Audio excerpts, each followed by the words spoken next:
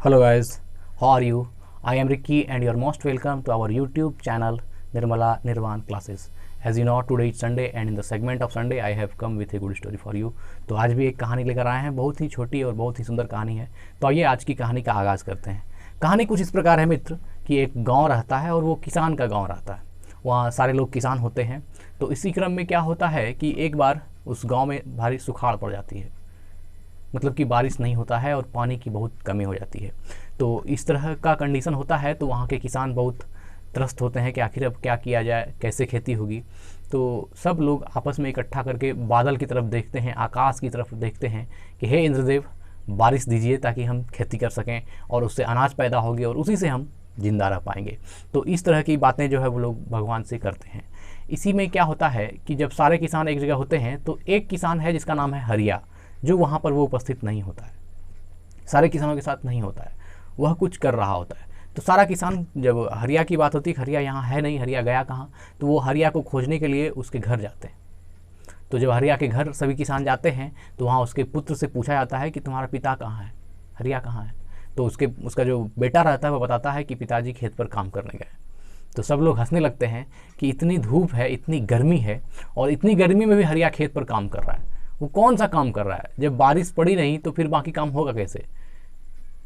सब असमंजस में पड़ जाते हैं और सभी लोग देखने जाते हैं कि हरिया आखिर खेत पर क्या कर रहा होता है। तो जब खेत पर जाता है सब आदमी, किसान लोग, तो वहाँ देखता है कि हरिया जो है एक बहुत बड़ा गड्ढा खोद रहा है, एक बहुत बड़ा तालाब टाइप का एक बहुत बड़ा गड्ढा खोद रहा है। और उस गड्ढे में जो रात दिन एक करके वो लगा हुआ है और गड्ढा जो खोदा जा रहा है उसके चारों तरफ दूर दूर तक लंबी लंबी नालियाँ बनाई जा रही है। जो ऊपर फील्ड है, जो मैदान है, जो भूभाग है बहुत बड़ा, उस पर से वो हाइट पर रहता है और इसकी जो बाकी खेत पे अगर होती है थोड़ा नीचे होती है। तो वो वहाँ से जो है रास्ता बना कर, एक नाला बना कर जो है उसको उस जो वो गड्ढा किया रहता है उसमें मिला देता है, ताकि अगर कभी भविष्य में बारिश पड़े तो वो पानी जो है सीधा गिर करके उसके गड्ढे तक आए।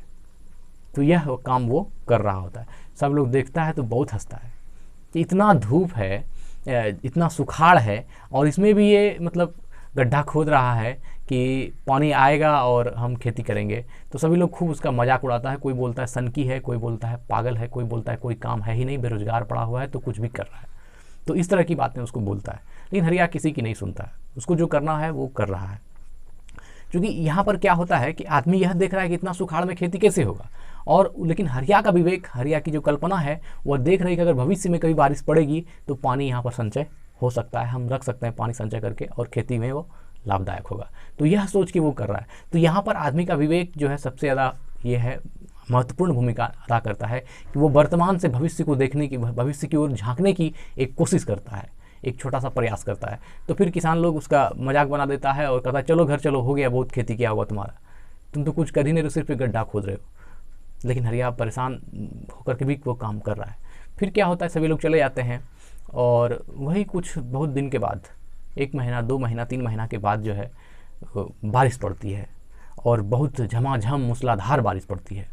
और उस बारिश में क्या होता है, सभी जो मिट्टी में जो पानी पड़ती है तो उसकी भीनी भीनी खुशबू गांव तक पहुंचती है और लोग बहुत खुश होते हैं कि चलो अब रात में पड़ती है तो सभी लोग खुश होते हैं कि सुबह जा कर के खेती की जाएगी और पानी हमारे खेत में आ गया है तो अब हम लोग आराम से खेती करेंगे। तो जब बारिश पड़ती है सुबह, जब लोग सारे किसान अपने खेत पर पहुंचते हैं तो वहाँ वो लोग ये देखते हैं कि खेत में पानी तो हुई है लेकिन उतना पानी नहीं है, सफिशिएंट जितना होना चाहिए उतना भी ज़्यादा बारिश नहीं हुई है। बारिश तो अच्छा पड़ा लेकिन हाँ उतना भी नहीं हुआ जितना पर कि खूब अच्छे से धान की रुपाई या खेती की जा सके, इसके लिए ज़्यादा पानी की आवश्यकता होती है। तो फिर क्या होता है कि सब लोग तो परेशान रहते हैं, फिर बारिश पड़ती नहीं है और पानी जो है सबसे ज़्यादा जमा होता है हरिया के खेत में, क्योंकि वो गड्ढा किया हुआ रहता है और नाला बनाया हुआ रहता है। तो सब जगह की पानी जहाँ जहाँ पर था वहाँ से सारा पानी इकट्ठा करके इसके हरिया के गड्ढे में आकर के रहता है। तो फिर जब फसल उगाई जाती है तो उस इलाके में सबसे अच्छा फसल हरिया का होता है, क्योंकि पानी जाने के बावजूद भी उसके गड्ढे में पानी रहता है और वो वहाँ से पानी उठा करके अपना बाकी काम कर लेता है। उतना सा खेत उसके पास है, उतनी सी ज़मीन है कि उतना सा पानी उसके लिए पर्याप्त था और वो वहाँ से पानी ले करके अपने खेत पर काम कर लेता है और उससे क्या होती है, उसकी फसल अच्छी होती है, समय पर पानी मिलता है और उससे क्या होता है, उसकी फसल बढ़िया होती है।